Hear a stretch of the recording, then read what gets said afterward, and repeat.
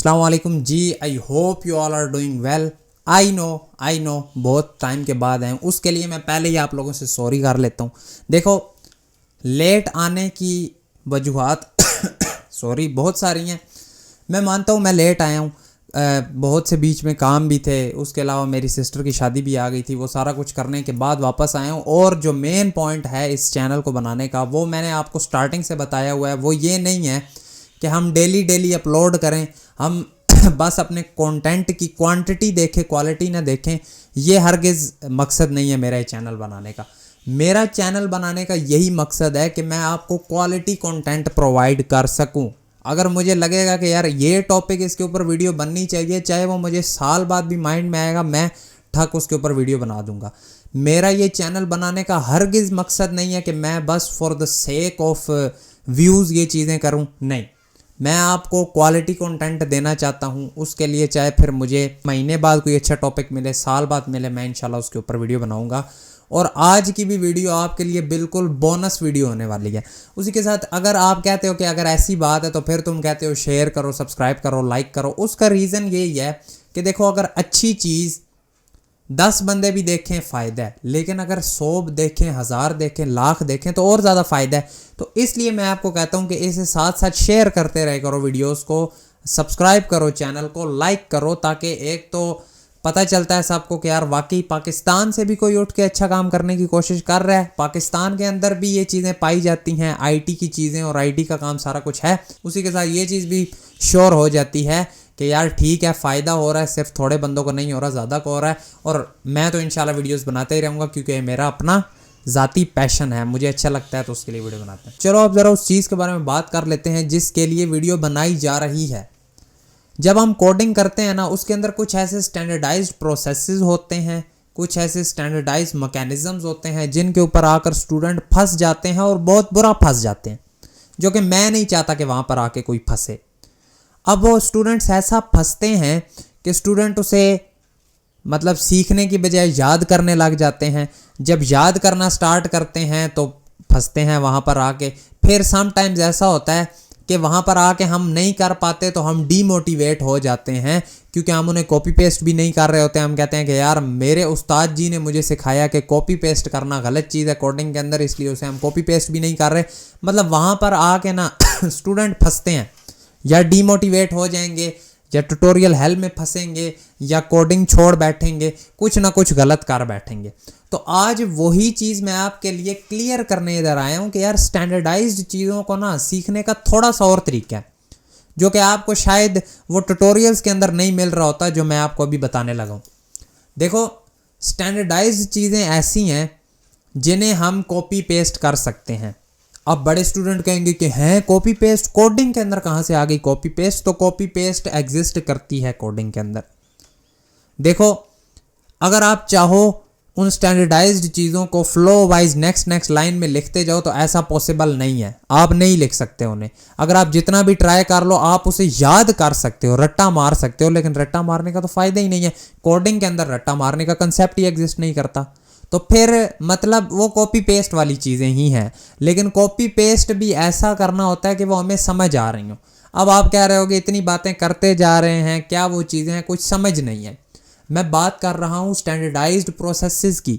जैसे हमारे पास authentication and authorisation आ जाता है, जैसे हमारे पास टोकन जनरेशन आ जाता है, इमेज अपलोडिंग का हमारे पास मैकेनिज़्म आ जाता है। ये ऐसी चीज़ें हैं जो आप कह लो कि हमारे पास स्टैंडर्डाइज्ड हैं। तकरीबन हमारी हर एप्लीकेशन के अंदर एज इट इज़ इसी तरह हो रही होती हैं। छोटी मोटी चेंजिंग्स बीच में से आती रहती हैं, लेकिन ओवरऑल तो ये स्टैंडर्डाइज्ड प्रोसेसेस है ना। दैट्स वाई इन्हें हमने याद नहीं करना होता। ठीक है, हम क्या कहते हैं, हम फंसते कहाँ हैं, मैं आपको बताता हूँ। असल हम लोग जहाँ से सीखते हैं वो इन चीज़ों को इम्प्लीमेंट करते हैं हमारे सामने। अब हम तो देख के समझ रहे हैं कि शायद ये ज़बानी कर रहे हैं, लेकिन वो डबल स्क्रीन होती है, दूसरी से देख के करा देते हैं। फिर हम जब उन्हें देखते हैं हम कहते हैं मतलब ये चीज़ मुझे भी ज़बानी करनी होगी। अब इशू ये है कि जिसने सिखाया उसने वहाँ पर ये नहीं बताया कि ये स्टैंडर्डाइज्ड है, ये आप कॉपी पेस्ट कर सकते हो। इन्हें जस्ट वन टाइम लिखना होता है, उसके बाद इन्हें बस रीयूज़ करना होता है। प्रैक्टिकल वे से मैं आपको बता रहा हूँ, ठीक है।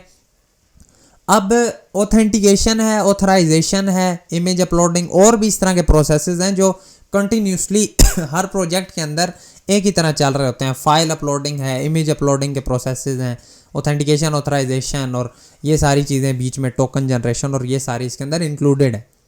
अब देखो टोकन जनरेशन एक लंबा प्रोसेस है, ठीक है। अगर हम .NET के अंदर बात करें तो बस हमें इतना उसके लिए नॉलेज होना चाहिए कि टोकन जनरेशन के लिए मैंने क्या क्या करना है। मैंने उसके लिए कॉन्फ़िगरेशंस में से जो मुझे चीज़ें चाहिए वो होनी चाहिए मेरे पास। फिर मेरे पास क्लेम्स होने चाहिए जो मैंने जनरेट करने हैं उस टाइम पे। फिर मेरे पास और भी बहुत सी चीज़ें इसके अंदर आ जाती हैं, लाइक फिर टोकन जनरेट है, फिर at the end token right है। और ये सारे जो प्रोसेस है ना, ये सारा प्रोसेस बस पता होना चाहिए काम कैसे कर रहा है। उसके बाद आप कॉपी पेस्ट इसे कर सकते हो।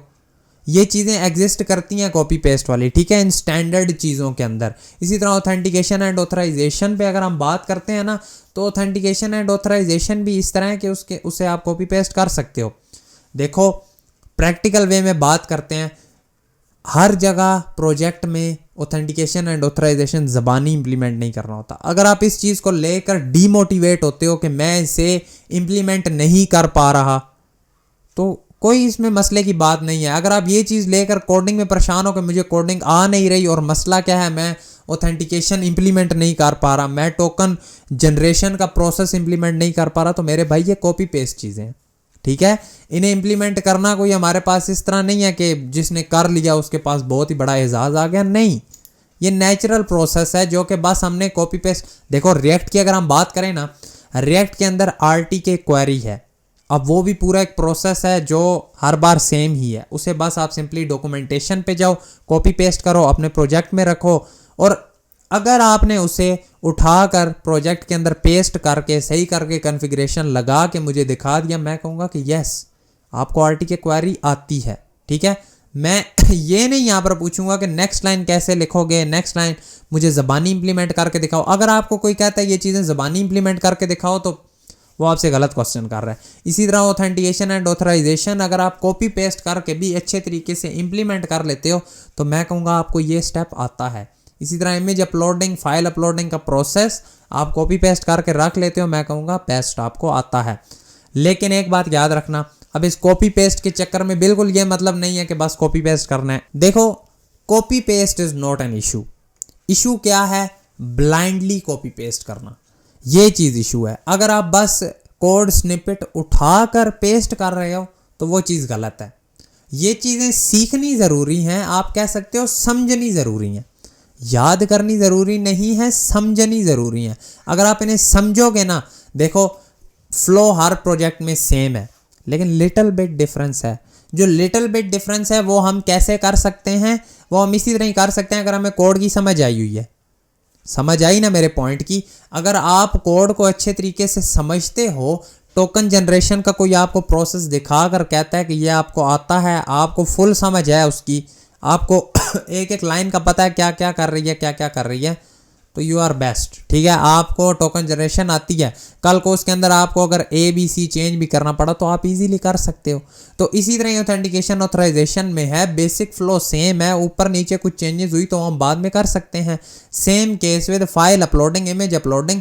तो इन्हें याद नहीं करना होता। अगर आप इन्हें ज़बानी इंप्लीमेंट नहीं कर पाते और इस चीज़ को लेके डीमोटिवेट हो तो उस चीज़ को जहन से निकाल दो। ये चीज़ें क्या हैं? ये चीज़ें स्टैंडर्डाइज्ड प्रोसेसेस हैं और ये कॉपी पेस्ट पर ही अच्छी लगती हैं, ठीक है। ये प्रैक्टिकल अप्रोचेज हैं, क्योंकि कल को आपने प्रोजेक्ट करने हैं, अगर आप हर बार ज़ीरो से इन्हें इंप्लीमेंट करने बैठते हो तो आप प्रोजेक्ट खो दोगे हाथों से, क्योंकि आपका बहुत सारा टाइम उन्हें इंप्लीमेंट करने में ही लगने वाला है। एक पॉइंट इधर कि इन चीज़ों को अपने पास एक दफ़ा इंप्लीमेंट करके सेव कर लो, ठीक है। जो आपने सेव कर लिया है अब उसी को आप हर दफ़ा रीयूज़ करने वाले हो अपने हर प्रोजेक्ट के अंदर, चाहे वो ऑथेंटिकेशन ऑथराइजेशन है। इसी तरह हमारे पास आर्किटेक्चर्स होते हैं जो हम कोड के लिए फोल्डर स्ट्रक्चरिंग के लिए बनाते हैं अपने पास, तो वो भी आप अपने पास सेव करके रख लो, ठीक है।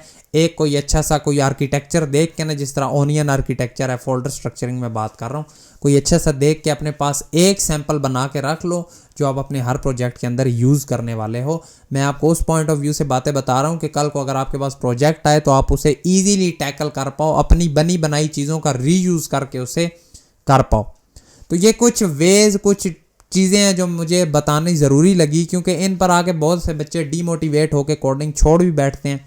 कि यार मैं नहीं कर पा रहा, मैं ऑथेंटिकेशन इम्प्लीमेंट नहीं कर पा रहा, उसे आप पता चल गया होगा कि ये चीज़ें कॉपी पेस्ट हैं, इन्हें इन पर इम्प्लीमेंटेशन करना कोई ऐसा नहीं है कि हम कहें कि वाह मैंने तो बहुत बड़ी चीज़ सीख ली। नहीं, ये हैं ही कॉपी पेस्ट वाली। इसी तरह इमेज अपलोडिंग और टोकन जनरेशन, तो कुछ यही बात थी जो आपके साथ करनी थी। आई होप सो आपके लिए वीडियो हेल्पफुल साबित हुई होगी। अब अगर वीडियो पसंद है वीडियो को लाइक कर देना, चैनल पर नए हो सब्सक्राइब कर देना। मैं मिलूंगा आपसे आपकी नेक्स्ट वीडियो में। Thank you so much and अल्लाह हाफिज़।